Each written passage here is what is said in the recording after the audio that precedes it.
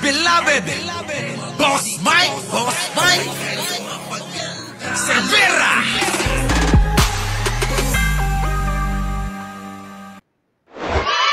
Magandang umaga, magandang hapon, at magandang gabi sa amantako ng mundo.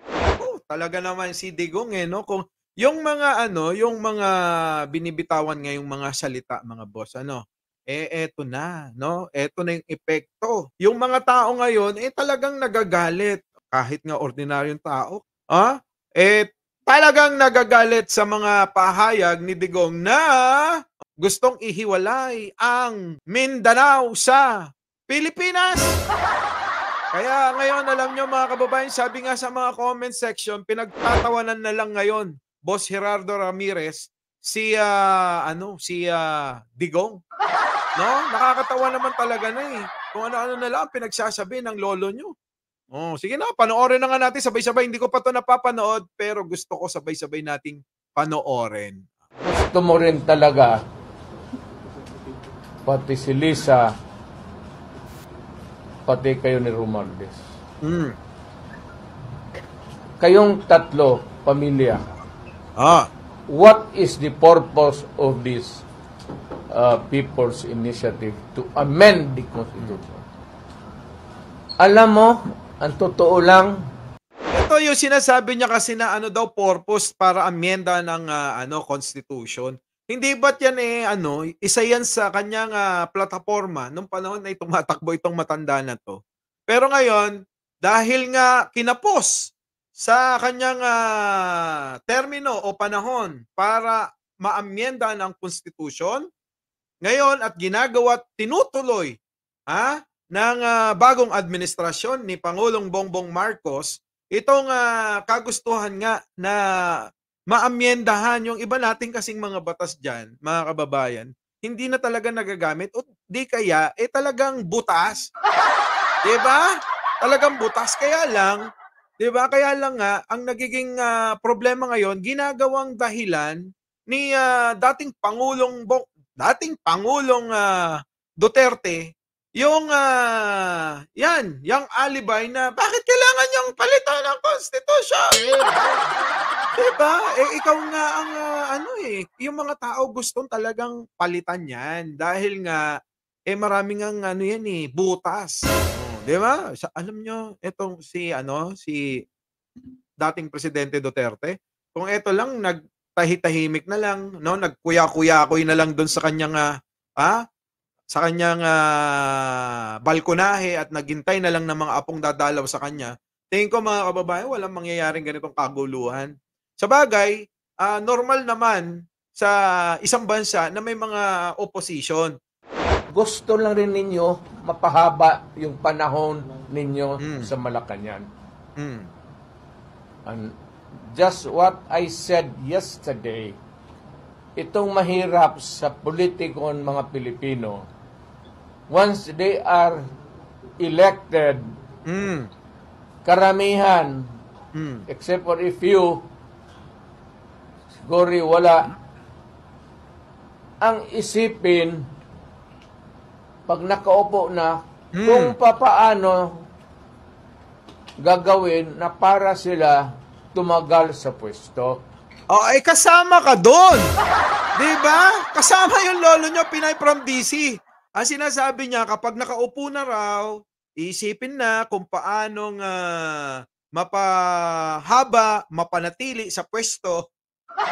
Diba? Kayong mga Duterte, di ba't hindi nyo na binitawan ng Davao? Di ba't nagpapalit-palit na lang kayo dyan? Diba? Anong pagkakaiba nun kung yung sinasabi mo'y totoo para sa mga Marcos na hindi pa naman nangyayari? Di ba?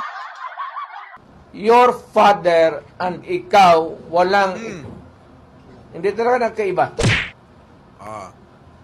At sumusunod ka talaga. Eto mga kababayan, yung batikos na, yung tatay mo at ikaw ay walang pinagkaiba, sumusunod ka talaga sa tatay mo. Alam nyo, yung mga banat na ganyan, pangdilawan yan. Pangdilawan, oo, dilawan na dilawan, amoy na dilawan. Wala ka talagang pinagkaiba sa iyong ama. Ginagaya mo talaga. Alam niyo yun, yung kanyang salita noon, salita ngayon, magkaiba na. Palatandaan ng ano? Sinungaling na tao. 'Di ba? And I said Hmm. that if you continue, if you do not stop this nonsense, Oh. you will go out of Malacañang the way exactly when it happened during your father's time. Kita nyo? Maniwala ka sa akin. Hmm. Huwag ka mag-asa niyang sa military na sa iyo yan. Hindi sa iyo yan. Narinig nyo? Huwag kang maniwalang sa'yo ang military, hindi sa'yo yan. So, ibig sabihin pala, kung hindi kay Pangulong Bongbong Marcos, ang mga military, ibig niya bang sabihin kanya ang mga military o pag-aari na ng China din? Ha? Pag-aari na ba ng China ang mga military natin? Kung hindi kay Pangulong Bongbong Marcos, kanino? Kanino? Pagdating sa panahon magkagulo, they have to intervene because there will be bloodshed. And of course, we have to keep order in this country. Ayan na. Tatakutin na mga mamamayang Pilipino. Kahit magkakagulo, magkakaganyan. Alam mo, hindi basta-basta ngayon. Hindi basta-basta mangyayari ang mga digmaan. Unang-una ang China, mga kababayan. Hindi basta-basta magdidesisyon yan at magdideklara ng digmaan para sa mga Pilipino. 'Di ba? Dahil lang doon sa pinag-aawayang teritoryo. At tayo naman, 'di ba, dinadaan naman natin sa maayos at tamang proseso sa Ala ko, hindi ko napindot 'di ba? Dinadaan natin sa ONCLOS. Sa pandaigdigan na dapat doon natin na dalhin yung usapin. Ano pang problema ni Digong? Ang inyo lang naman is side by side presidential, Republican, presidential type of government. I-immerse niyo. Tapos, existing yung mga officers. So, ang speaker, si Romualdez, he becomes the prime minister. Ikaw gawain ka ng ceremonial president. Tapos, after a few years, kung hinog na yung anak mo, gusto mo nang ipasok na naman. Yan ang nakaproblema, ma'am. Huwag ninyong gawain yan. Ferdinand Marcos, huwag mong gawain yan kay pumalpak kayo dahil dyan. Milagro na lang na binigyan kayo ng pagkakataon ng Panginoong Diyos na maupo lang naman sana ng madaling panahon and to redeem your name. You are not doing anything to redeem your name. You are there, nagkakalat ka, and maybe suffer the same fate. So, ang ibig sabihin, mga kababayan, nagkakalat kayo. Talagang gusto nyo na maging tuloy-tuloy yung inyong paghawak. Manatili sa inyo yung kapangyarihan, Ma'am, Sir Bongbong Marcos.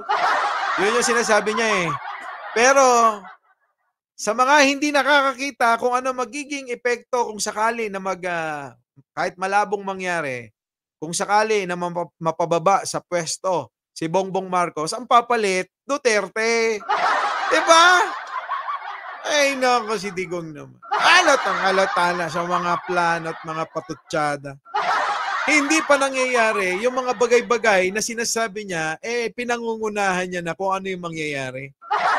Hindi kaya ito'y pwede nang manguhula sa Quiapo at i-predict niya na tulad ni best friend niya, Son of God.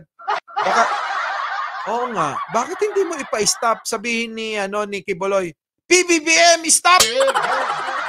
O kaya, step down. Baba sa pwesto. Ganun dapat, di ba? Hindi mo talaga madala. Maniwala ka. Take it from me. Kaibigan tayo.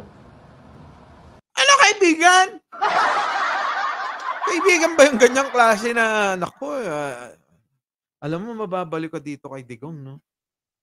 Tatawagin niyang kaibigan, tatawagin niyang bangag, tatawagin niyang adik, kung ano itatawag, ta's sasabihin niya kaibigan tayo? Ha? Ang amin lang naman sana, sinabi ko Oo. naman sa inyo, Ayan na! yun o, si Lisa, Iiyak na yan! Anak ng patig talaga. Joke. Tatay Diggs, galingan mo. Oh, cut muna daw kasi medyo plastic eh. Oh, medyo plastic yung ano eh, yung banat eh, no? pati si Romualdez. Ang politika ng Pilipinas, kayo lang ba? Ang politika daw ba ng Pilipinas, kayo lang ba? Bakit? Ano tawag nyo sa sarili nyo? Ano tawag ng mga Duterte sa sarili nila? Hindi ba sila kasama? Hindi ba kasama itong mga ito? Anak ng pating ano. Parang si Digong talaga, no?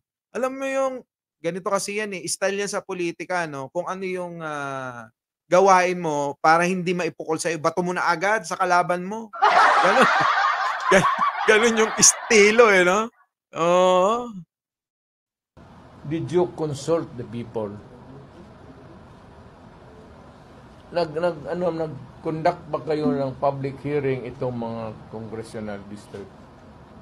Ay, alam mo, Digong, yung sinasabi niya, kinonsulta niyo ba ang mamamayang Pilipino? Yan nga yung binabanat niya sinasabi ko kanina, na nakuha niyang pagkakataon, yan dun daw sa pagpapapirma nang di umano'y may suhol. Sabi nga ni JC De La Cruz. Oo, nagsusumbong, di ba?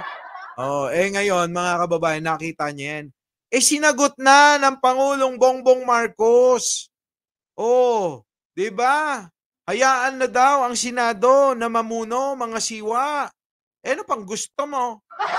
Ibig sabihin, lumang-luma na yung mga banat mo. Baguhin mo na. Hindi naniniwala sa'yo si ano eh. Si Papa Trix nandito eh. Oy, wala akong pakialam doon sa ano, mga kaibigan natin sila Papa Trix. Hindi natin pinapakialaman yung mga pansarili nilang pananaw, opinion, ha? Ano nila yan? Sa kanila na yon. Sound off kung anong gusto ng tao. Wala eh. Basta pagdating noong decided na mayroon ng ampera sa Congress, walang limit yan. Kung magpa-imprinta bukas ang si... Dali! Cut! Tatay Diggs, ano ba yung mga sinasabi mo? Ang pera daw sa Congress, walang limit yan. Kaya ba nagbigay ka ng 51 billion pesos kay Pulong? Kasi walang limit? Ha? Kaya walang limit? Ay nako, mga kababayan, ito si Tatay Digong, alam nyo yung mga sinasabi niya ay talagang, alam nyo yun, trak-trak na pera ang pera dyan. Kaya nga, Tatay Digong, di naniniwala na kami na talagang limpak-limpak na salapi yung inyong nakuha para kuno ay gagawing pangproyekto nyo sa unang distrito ng Davao. Na ngayon mukhang hindi nararamdaman ng marami nating mga kababayan doon dahil nga nung nakaraang linggo ay merong nangyaring pagbaha. Oh, di ba? Alam nyo, ito kasi si Tatay Digong nakakainis na reaksyonan, no? Yung mga gawain niya kasi. Iwan ko po sa inyo mga kababayan yung inyong pananaw, komento, reaksyon sa mga sinabi ni dating Pangulong Duterte. Ano ba pinaglalaban niyan? Tapos na, pamumuno niya. Manahimik na. Tumakbo ka na lang uli pagka-mayor. Ganun. Saan na ho si Baste? Siguro si Baste magsisenador. Oo. Diba? Tapos, yung isa, di na kailangan ng pera, marami ng pera yung isa. Diba? Si Sarah,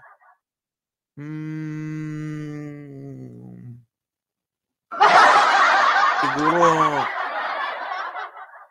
pwede na rin na bumalik na rin ng Davao. Oo. Nako, kayo po, ano po ang inyong masasabi? Ano ho ang inyong nagiging gusto ko malaman yung pananaw ninyo sa mga nangyayari. Na ngayon, alam nyo, ulitin ko mga kababayan, tila ba talagang natatakot na ang mga Duterte, lalong-lalo na si dating Pangulong Digongyo na na sila'y mahuli. 'Di ba? Na para bang tila bang sila'y takot na takot, nagpapanik sa kanilang alam niyo sa sobrang pag-iisip nila, napaparanoid na sila dahil kesyo ganyan na pinalitan na yung mga sundalo dun sa Mindanao, mga kababayan. Biglang nagkaroon na sila ng idea na para daw bang nandyan at may warrant na. Magandang umaga, magandang hapon, at magandang gabi sa mandako ng mundo. Naroon kayo. Siyempre, magandang buhay na rin para sa ating lahat. Maraming salamat po. Bye-bye. Our beloved Boss Mike.